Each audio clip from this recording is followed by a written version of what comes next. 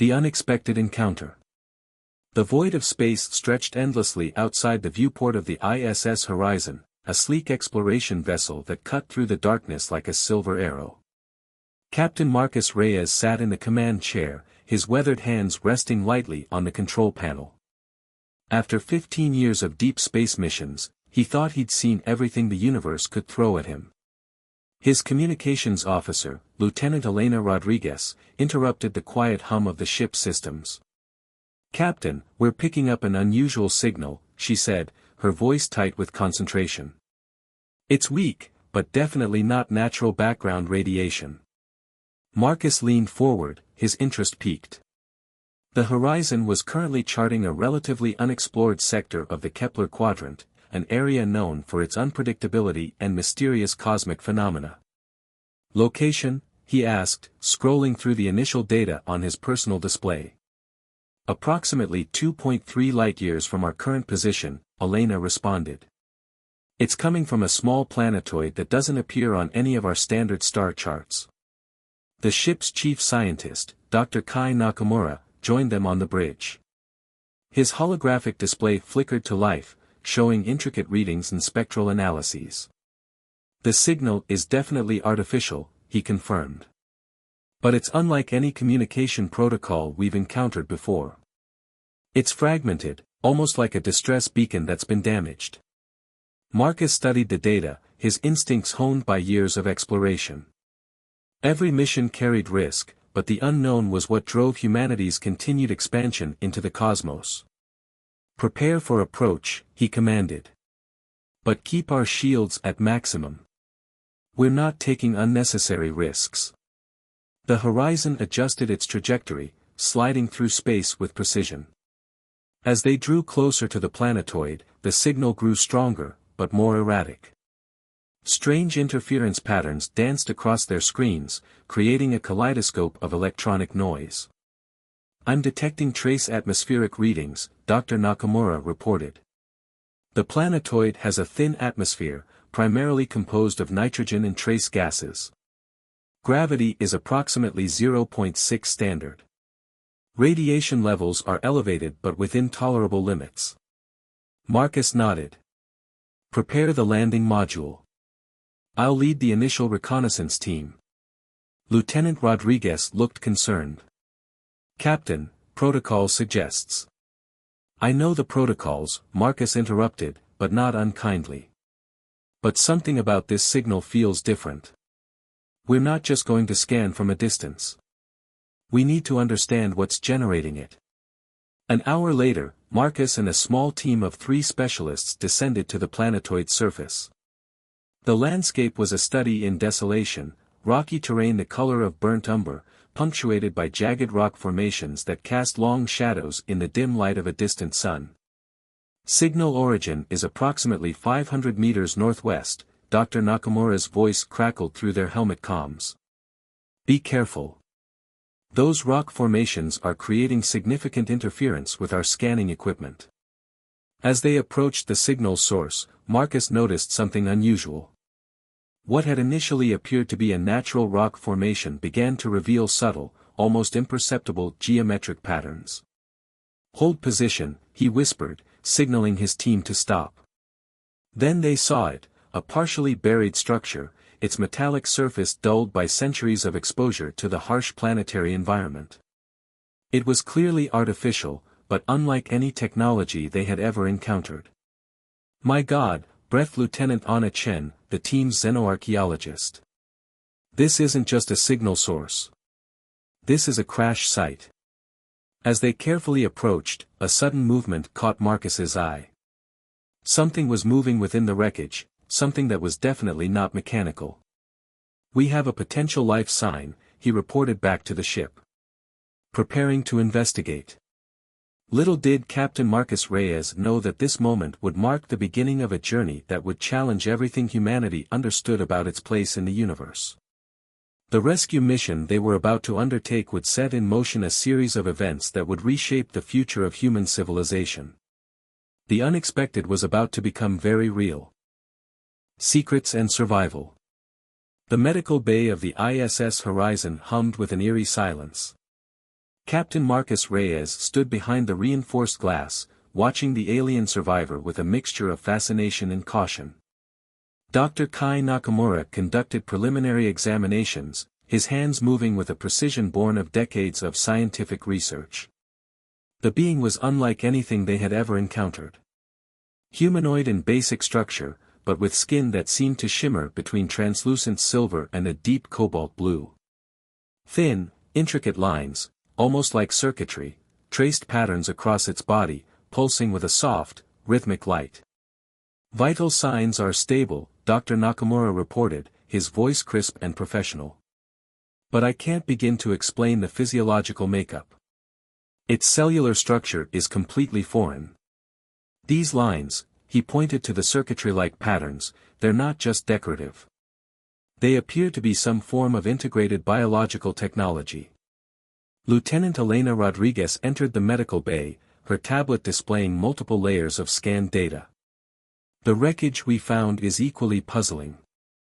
The metal composition doesn't match any known element in our periodic table. It's as if the entire ship was grown rather than constructed." The alien remained motionless, its large, almond-shaped eyes occasionally flickering open to reveal irises that seemed to contain entire galaxies. When conscious, it showed no signs of aggression, but also no real attempt to communicate. "We need to understand who, or what, we've rescued," Marcus said, more to himself than to his crew. Dr. Nakamura nodded. "I've detected multiple implanted communication devices within its neural pathways. But they're dormant. It's like the being is waiting for something." Suddenly, the ship's systems began to fluctuate. Lights dimmed and brightened in an irregular pattern. Computer screens flickered, displaying fragments of unknown scripts and geometric patterns that seemed to move of their own accord. "What the hell?" Lieutenant Onachin muttered, her fingers flying across her control panel. "These aren't system glitches. It's almost like..." Before she could finish, the alien's eyes snapped open. A low, resonant hum filled the medical bay, not from the being's mouth, but seemingly from the very air around them. The circuitry-like lines on its body began to pulse more intensely, creating a mesmerizing light show. Marcus stepped closer to the glass. "Can you understand me?" he asked, knowing the likelihood of communication was slim. To everyone's shock, a voice responded, not through speakers, but directly in their minds. It was neither male nor female, neither young nor old. Just a pure, crystalline thought. "Danger comes," the voice said. "They will find us." Dr. Nakamura's scientific detachment momentarily cracked. "Telepathy," he whispered. "This is beyond anything we've ever..." The ship lurched violently, cutting him off. Alarms blared. Emergency lights bathed the medical bay in a deep red glow. "Multiple unidentified objects approaching," Elena called out, her voice tight with tension. "They just appeared out of nowhere. No warning, no approach vector, they're just here." Marcus gripped the edge of the control panel. "Shields up. Defensive protocols."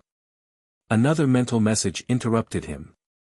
The alien's form was now fully illuminated, the circuitry lines creating complex, shifting patterns. "The harvesters," the telepathic voice warned. "They hunt. They consume. And they are coming." Outside the ship's viewport, space itself seemed to twist. Massive, organic-looking vessels materialized, ships that defied every known principle of space travel. They were less machines and more like living organisms, their surfaces rippling and changing, tendrils of unknown energy reaching out like hungry fingers. The rescue mission had just become a fight for survival. Marcus looked at the alien, then at his crew. Whatever was coming, they would face it together. Humanity had always been defined by its ability to adapt, to overcome, to survive against impossible odds. The battle for the horizon, and perhaps for their entire species, was about to begin. The pursuit. The horizon shuddered under the alien assault. Captain Marcus Reyes watched in a mixture of horror and fascination as the Harvester's ships seemed to move like living organisms, their tendrils of energy probing and testing the ship's defenses. "Shields at 62%, Lieutenant Elena Rodriguez called out, her fingers dancing across the control panel. "They're adapting to our defensive protocols faster than we can adjust." Dr. Kai Nakamura stood by the medical bay, the alien survivor now fully conscious and seemingly connected to the ship's systems in ways they couldn't comprehend. "It's like they're learning," he muttered. "Every defensive measure we take, they immediately counter."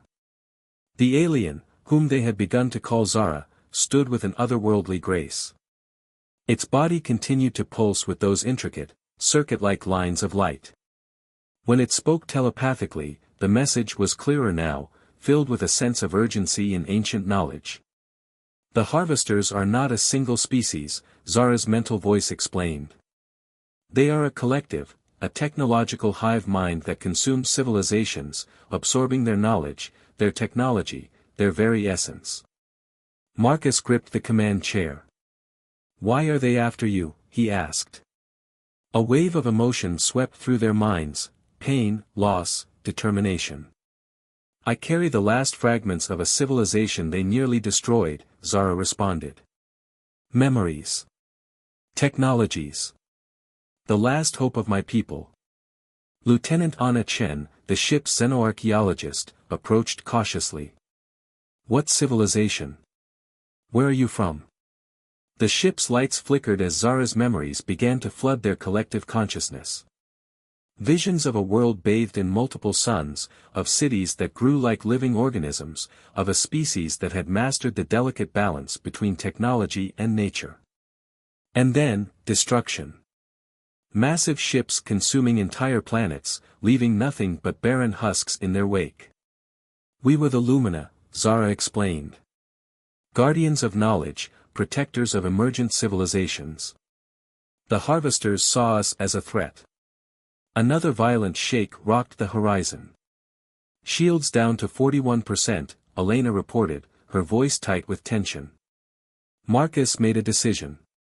"Plot an emergency jump," he commanded. "Anywhere but here." Dr. Nakamura looked concerned. "Our jump calculations haven't been verified. We could end up in the middle of a star, or—" "We'll die here if we don't," Marcus interrupted. Zara stepped forward, those galaxy-like eyes focusing on Marcus. "Let me help," the telepathic voice suggested. "My people's navigational algorithms." Before anyone could respond, the ship's systems began to change. Star charts materialized on the main view screen, not digital representations, but living, moving maps that seemed to breathe and pulse with information. The Harvester's ships were closing in. Massive, nightmare-like vessels that defied conventional understanding of space travel. They moved like a swarm of predatory insects, their energy tendrils reaching out to grasp the horizon. "Jump coordinates locked," Elena called out, a note of surprise in her voice. The calculations were perfect, impossibly precise. Marcus looked at Zara. A silent understanding passed between them. Humanity and the last of the Lumina, united against a common threat. "Prepare for emergency jump," Marcus commanded. Space itself seemed to fold. The Harvester's ships lunged forward. And then nothing. Silence. Darkness.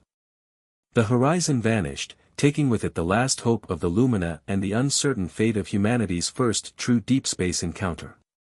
Whatever waited for them on the other side of this jump would change everything. Uncharted territories. Consciousness returned slowly. Captain Marcus Reyes became aware of a soft, pulsing light and the distinct smell of burned circuitry. He struggled to open his eyes, his body feeling like it had been compressed and stretched across impossible distances. "Captain," a familiar voice cut through the haze. Dr. Kai Nakamura's face swam into view, his usually precise features marked with exhaustion and concern. "Welcome back." Marcus groaned, pushing himself up. The bridge of the horizon looked like it had been through a war. Panels were cracked, emergency lighting cast everything in a dim red glow, and the familiar hum of the ship's systems had been replaced by an intermittent, almost labored breathing. "Where are we?" Marcus managed to ask. Lieutenant Elena Rodriguez approached, her uniform torn and singed. "That's the million-credit question," she said, pulling up a holographic display. "Our jump coordinates were unconventional. We're in a region of space that doesn't exist on any of our charts." Zara stood by the main view screen, those galaxy-like eyes scanning the darkness outside. The alien's body continued to pulse with those intricate, circuit-like lines of light, now seeming more integrated with the ship's own systems. "We're between," Zara's telepathic voice resonated in their minds. "Not quite in normal space. Not quite in the realm the harvesters travel." Dr. Nakamura's scientific curiosity overcame his exhaustion. "Between? That's impossible. Space is. Space is far more complex than your current understanding," Zara interrupted gently. "What you perceive as empty is actually a living, breathing network of potential and probability." Lieutenant Anna Chen approached a damaged sensor panel, her fingers tracing the broken circuitry. "The ship's self-repair systems are struggling," she reported. "We've lost about 40% of our primary systems." Marcus stood, testing his balance. "Damage report," he commanded, falling back into the familiar rhythm of leadership. As if in response to his words, the ship's systems began to shift. Where damage had been, new patterns of light began to emerge, almost like the circuitry on Zara's body was spreading, healing, rebuilding. "The ship is changing," Zara explained. The jump was more than a simple transportation. It was a transformation. Suddenly, the view screen erupted with light. Not the cold, distant light of stars, but a living, pulsing network of energy that seemed to breathe and move with purpose. Geometric patterns formed and dissolved, creating complex landscapes that defied traditional understanding of space and time. "The harvesters," Marcus asked, "are they following us?" Zara's response was a complex emotional wave, part fear, part determination. "They cannot easily traverse this space. But they will find a way. They always do." A warning klaxon erupted. Elena's hands flew across her panel. "Multiple anomalous readings," she called out. "Something's approaching." The ship's new, organic-looking systems began to pulse more intensely. The circuitry lines that had been healing the horizon now seemed to be preparing for something. "We're not just running," Zara said, the telepathic voice gaining strength. "We're searching. The last fragments of my civilization, they're calling. Calling us to something important." Marcus looked at his crew, humans pushed far beyond their known limits, now traveling through a space that shouldn't exist, partnered with an alien survivor of a destroyed civilization. "What are we searching for?" he asked. Zara's response was both a promise and a warning, the key to stopping the harvesters. The last hope for multiple civilizations. Outside the view screen, the living network of energy continued to pulse, dance, and transform, holding secrets that could save or destroy everything. Destiny and redemption. Time lost all meaning in the living network of energy that surrounded the horizon. Captain Marcus Reyes had long since abandoned traditional notions of space and time, focusing instead on the incredible journey they were experiencing. Zara stood at the center of the bridge, now more seamlessly integrated with the ship than ever before. The circuit-like lines of light that once decorated the alien's body now seemed to flow through the ship's very infrastructure, creating a symbiotic relationship that defied human understanding. "We're approaching the Nexus," Zara's telepathic voice resonated through their minds. The emotions were complex: hope, fear, determination, and an ancient sorrow that spoke of countless lost civilizations. Dr. Kai Nakamura monitored the ship's transformed systems, his scientific mind struggling to comprehend the impossible. "The energy readings are off any scale we've ever used," he muttered. "It's like we're navigating through the living consciousness of the universe itself." Lieutenant Elena Rodriguez kept her hands hovering over the control panel, though traditional navigation had long since become meaningless. The harvesters, she asked, the question hanging in the air like a constant threat. Zara's response was a wave of imagery, massive, predatory ships consuming entire civilizations, absorbing their knowledge, leaving nothing but barren husks in their wake. "They are coming," the alien confirmed. "But this time, we have a chance to stop them." The ship, no longer entirely mechanical, no longer purely organic, began to pulse with an intense light. Outside the view screen, the living network of energy coalesced into something more substantial. Geometric shapes formed and dissolved, creating intricate patterns that seemed to hold the secrets of existence itself. Lieutenant Anna Chen, the xenoarchaeologist, leaned forward. "These patterns," she breathed, "they're not random. They're a language. A message." Marcus understood now. This wasn't just a journey of escape. It was a mission of hope. "The last repository," Zara explained. "The collective knowledge of civilizations the harvesters tried to destroy. Not just memories, but the potential to resist. To fight back." A massive shape began to form outside the ship. Not a traditional structure, but a nexus of pure energy, a repository of knowledge so vast it defied comprehension. Millions of civilizations, their collective wisdom concentrated into a single point of existence. Suddenly, the ship shuddered. The living network of energy rippled with tension. The harvesters had found them.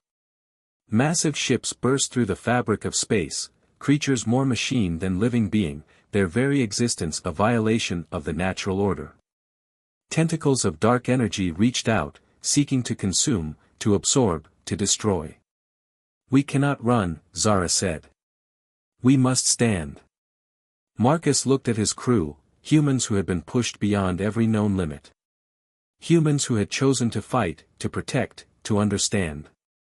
"Prepare for final transmission," he commanded. The horizon transformed.